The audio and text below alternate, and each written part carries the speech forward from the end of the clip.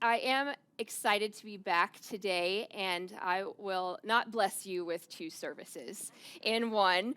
But we are going to talk about how Jesus is our wonderful counselor this week. And I just love the Christmas season. And for those that have ever come to my home during this season, you know that it is one of my favorites. I decorate for about every holiday, but Christmas is definitely like Hallmark exploded in my home.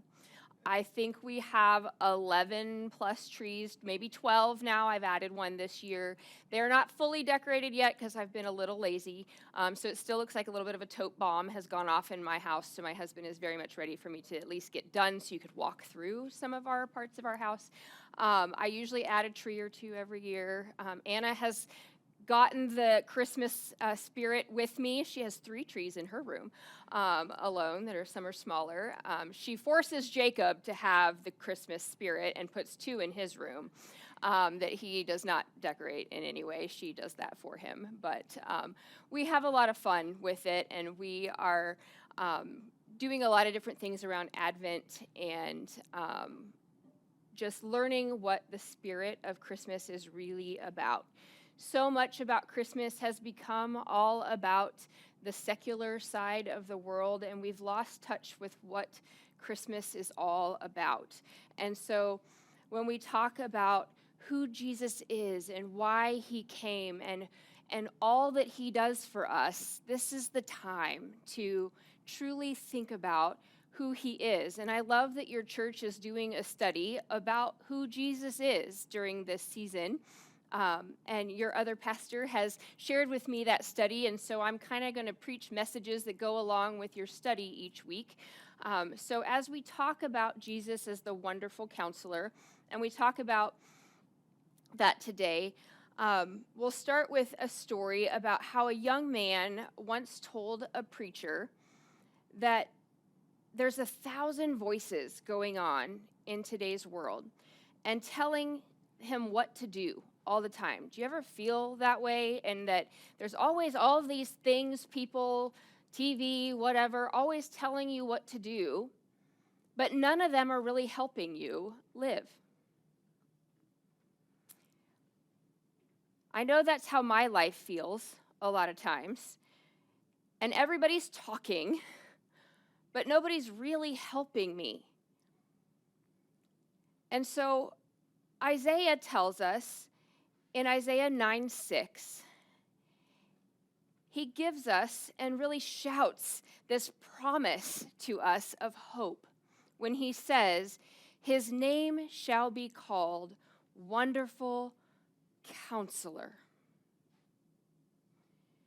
Not decent counselor, not available counselor, wonderful counselor.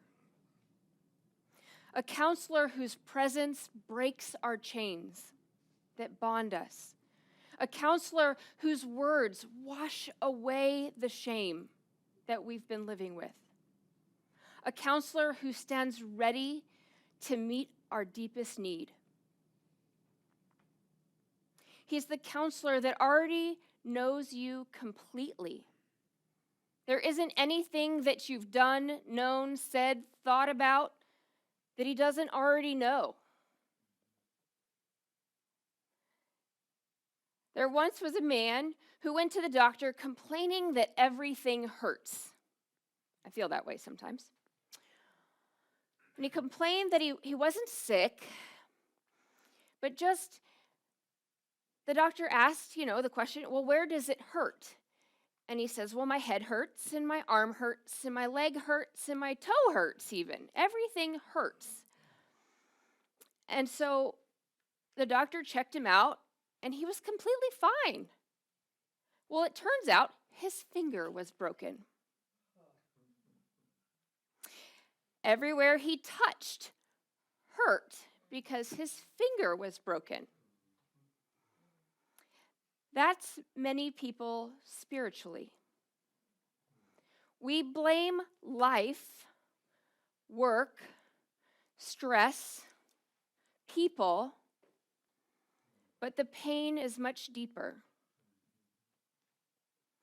The counselor sees the real wound. He sees past all that what we say, unlike our worldly counselors today.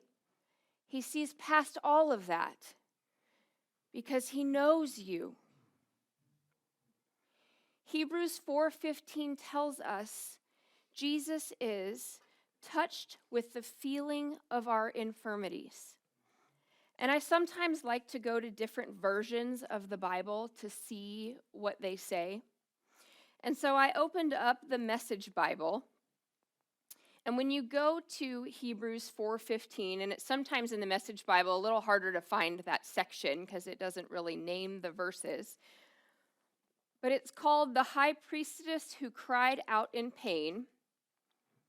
But it says, now that we know what we have, Jesus, this great high priest with ready access to God, let's not let it slip through our fingers. We don't have a priest who is out of touch with our reality. He's been through weakness and testing and experienced it all but the sin. He's already been through it all. He lived right here among us. He knows what it's like to be shamed and hurt and broken. He knows your battle with temptation, your hidden addictions, maybe those private fears or a secret shame, even your silent tears. You don't need to pretend. You don't need to polish up your story.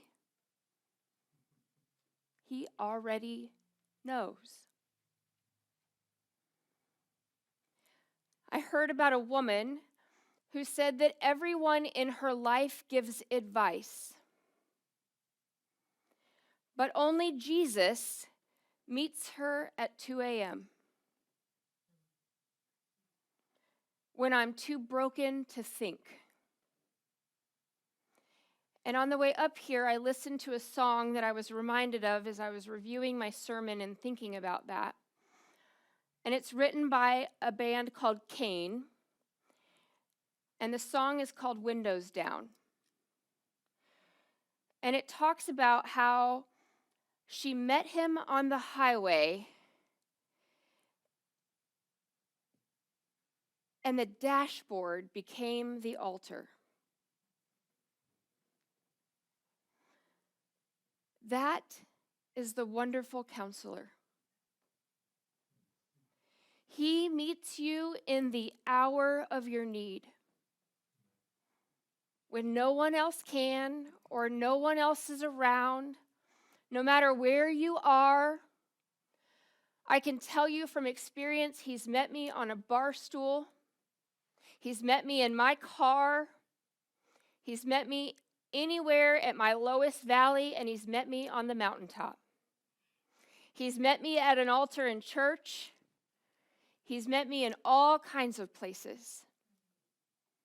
He is there waiting for you, and he knows you.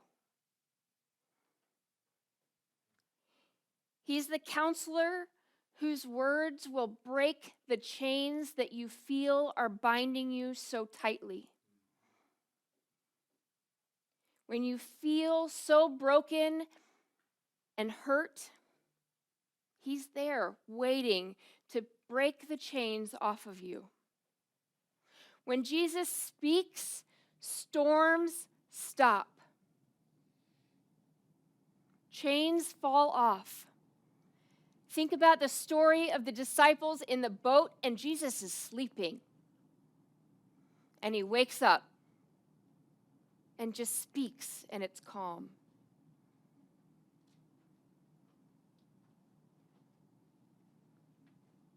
A Nazarene pastor once told me, of a man who sat in a Celebrate Recovery class.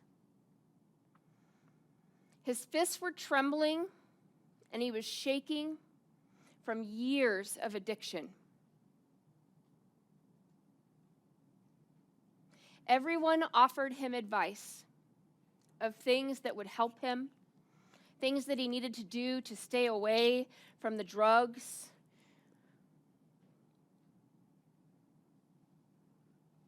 But none of it really cured him. But one night, he lifted his hands and just whispered, "Jesus, help me. I cannot do it alone. I cannot do it anymore." And he later testified that that was the night that the chains broke. Human advice can point you in the direction you need to go or the way you should go. But Jesus will change the direction of your life. He's not only there to just forgive you of your sin, he breaks its power over you.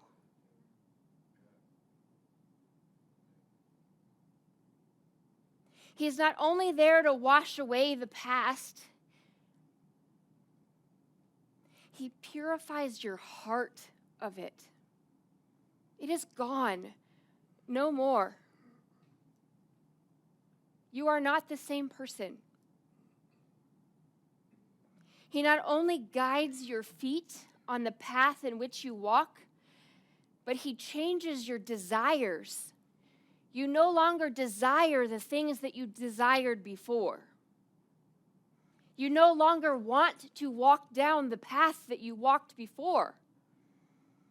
And I know because I can testify to that in my own life. And I know that if you search your heart and your mind and your soul, you can testify to the same thing of something in your life that God has changed in your heart if you've truly accepted him.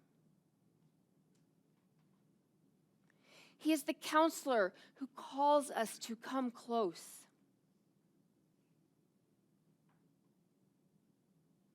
Hebrews 4:16, if we go to the last line of that after we just read, he says, "Let us come boldly to the throne of grace."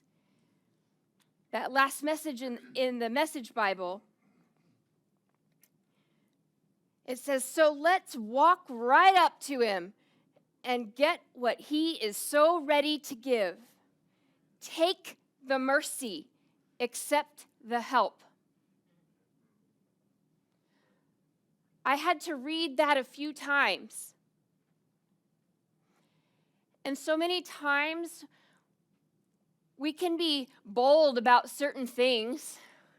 And I feel like we teach our kids in sports to go after things. And I think about a story when we were getting together, and our older kids are now 20 and 21. And John we teach our kids growing up to share, right? And that sharing is caring, and share your toys. And then we go and we became their coaches for soccer. And someone has a picture, and we will forever save this picture because it's the first year we're coaching soccer, and Jason is playing, and John is in the picture coaching, and he has this horrible look on his face, and he's pointing, like really angry. And it's when we're like, get the ball, like you're teaching your kids in sports, like, don't share, go get the ball, don't give it to the other team, take the ball. But that's what God's saying here, though, about your faith. Go, take it. Go to the Father and take it. I'm giving it to you. But so often we want to just meekly, we're afraid to get up and go to the altar and profess our faith and to give it all to him. We're so afraid to stand up and boldly say, I am a Christ follower.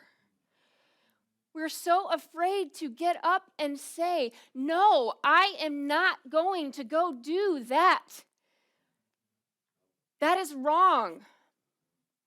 No, my kids are not going to go to that or do that because we are going to church. No, my kids are not X, or I am not because of X.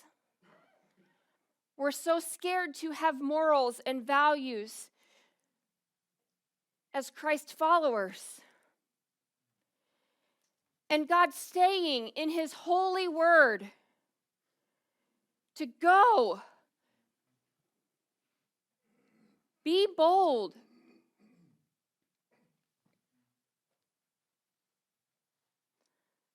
Come boldly to the throne of grace.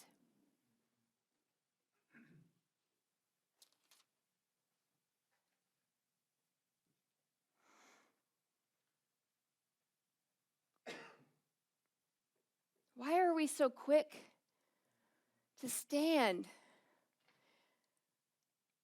and cheer for our favorite teams and get so excited to go see Santa Claus, or we went to Disney on Ice and the stands are packed last weekend, and that's great, and go do experiences with our children. But our churches aren't packed on Sunday mornings. And we're afraid in some communities to call it a Christmas tree lighting. In the United States of America, where we have in God we trust on our money, and we're built on a foundation of Christ and freedom of religion.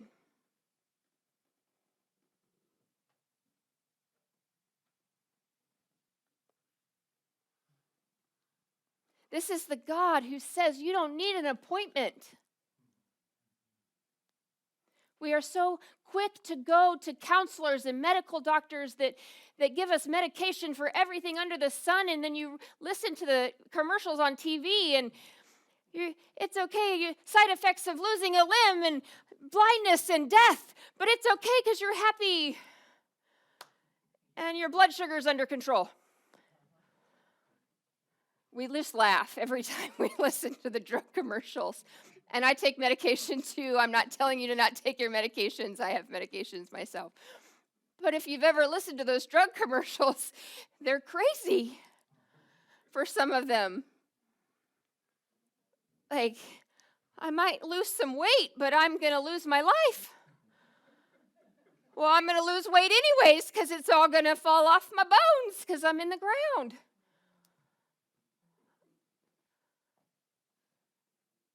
But you can go to Christ without an appointment. How about we just go to God and we pray and we go to God's word and we fast and ask the direction he wants for our life. Hey, and guess what? There's no copay to talk to God either.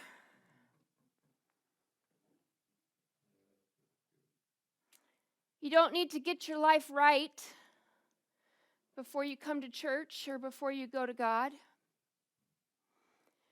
He doesn't ask you to take a shower and clean up before you come to church, and neither do we. You can come as you are.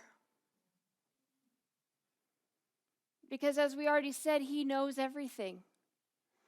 He knows your thoughts. He knows what you've done. And he still says, come. I love you. I just want you to come. My grace is sufficient.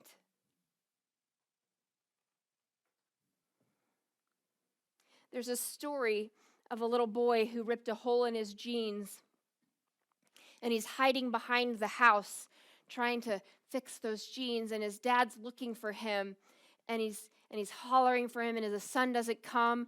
And then when he finally does come, The father asked him, "Why didn't you come home?" And the boy's crying, and he says, "Well, I, I was trying to sew them back together myself so that you wouldn't be mad." How many times do we try to fix things to hide them from God? And we try to fix ourselves up first. And God says, "Bring me the torn things. Bring me the broken pieces. Let me put it back together." I think about a story when my sister and I were young, and we were city girls, so we did not grow up in rural Iowa. My dad was in the military, and this was when we were living over in Hawaii, and we were kind of naughty. We were not very well-behaved kids, and we did not like each other very well. My sister was 4 years older than me, but she got this bright idea that she wanted to drive, even though she was not old enough. Oh, yeah, some teens in the back row's eyes just got real big. So my parents had this bright blue Corsica, a little 6-cylinder Corsica car, and it was parked in a little carport. We didn't have garages in Hawaii because it's like there's not really bad weather other than hurricanes, and you're not going to save it from that anyways. So it was parked under the carport, and those, when you lived on base, you kind of had like 4 quadplexes. And so you shared a carport with your neighbor house. And so the car was parked in the carport, and she put it in drive instead of reverse and ran it into the front of the concrete part of the house that surrounded where the air conditioner was in. She's so freaked out that she got the neighbor to back it back into the carport because she didn't think she could do it because she's shaking at that point and she's crying. So the neighbor backed it in and she's like crying, "Please don't tell my parents," blah, blah, blah. Well, the concrete piece was white, bumper was black. So there's proof on the car that something happened, plus he didn't pull it back in the carport straight, which I think was probably on purpose, but looking back on it. So anyways, us little scheming girls decided we were going to try to hide it because, military dad, not going to tell him because dad was scary. So we went in and thought, we have black shoe polish. We're going to use black shoe polish on the bumper because that will hide it, right? So we did that and, totally did not say anything. This was the one time we were going to be like, we have each other's back because we were both home. Like, nobody's telling anything. So I cannot lie. I'm terrible at it. You can see it all over my face. So I was like, I got to go to a friend's house or I'm totally ratting you out just by my face. So I left, and later at dinner, Dad totally knew. My dad is not dumb. Neither is my mom. And still to this day, do not know if the neighbor even said anything or if my parents figured it out. But I just kept eating. I'm very much a social butterfly, and I don't like all the food my parents eat. Sorry, parents, if you're watching. But when I was little, and I'm totally like eating like it's the best meal since I've ever ate in my life. And so I know they knew something was up. But finally, my dad totally knew and caved. Well, guess what my sister's first car was? That bright blue Corsica with the white paint still on the front bumper when she turned 16 a couple years later. But they find out. Your parents find out. We just told our kids this too the other day.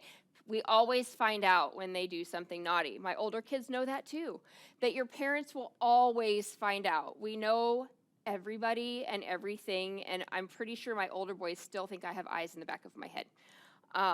But God's no different. He knows. He already knows. You can't tell him anything he doesn't already know. But my dad, he was angry more because he was worried about us, that had we actually backed it out of the driveway, we could have caused way more damage if we had gotten on the road. And we were still on the military base, and he could have gotten in a whole lot of trouble. But your parents love you. And in the end, they're going to be upset because there's things you need to learn from it. But in the end, my dad loved us, and it was a lesson, and he taught us things through that. God's no different. Everything that we go through, every difficult situation we're in, when we bring that to the Father, he says, I know, and I love you, and this is where we go from here. You are forgiven, and we're going to move forward. It is forgiven, and we move forward. Now you're to turn from that sin and move forward. We don't keep making the same sin. We got to move forward in the right direction. You don't stay dirty from that. Grace cleanses you. And you're never too dirty for God's grace. Ever. And I think about Jesus' crucifixion and the two on the cross next to him. And up till their final breath. And he tells the one to his side that you will be in paradise with me. Doesn't matter what you do or where you're at in life, he's there waiting to forgive you. You just have to come to him. My last point today is that he is the counselor who gives you a new heart. Jesus doesn't just want to improve you. He's not just trying to make you new or better every day. And he wants to renew you. That's what the wonderful counselor does to a surrendered life. When we surrender it all to him, he gives you a renewed heart. He heals the memories of your broken past. It helps you to not live in those sins. Yes, there are broken things in all of our past. Doesn't matter who you are. There are things that happen to all of us, but you cannot live in that brokenness. You have to decide that I am going to move forward, and that is not my identity. I am not that person. I am not that sin, or I am not that sin that was done to me. That is not me. God helps heal those memories. He purifies your motives in things. It's not about you anymore. He purifies that motive. He cleanses your heart from the inside out, and he fills you with his Spirit. He gives you holy desires so that you don't desire anything that is unholy. The more you surrender for him, you just want more of him and more of things that honor him. And he sets you free from the root of sin. Jesus can make your heart new. Right here, right now, no matter whether you're in this building, you're in another country online, or you're at home, wherever you are, he is there. Right now. Not the idea of Jesus, not the memory of Jesus, not the theology of Jesus. The living, wonderful counselor is here. He knows you. He loves you. He calls you. He can change you. He can restore you. He can cleanse you. He can save you. Do you need his wisdom today? Do you need his forgiveness? Maybe you need his healing. Maybe you need his deliverance. Do you need a new heart today? Or do you need freedom from sin? Come to the Father. Don't wait. Don't hide. Don't think you need to fix yourself up first. Come to the wonderful Counselor. Come while he is calling. Come while his grace is flowing. Jesus is waiting for you. Let us pray.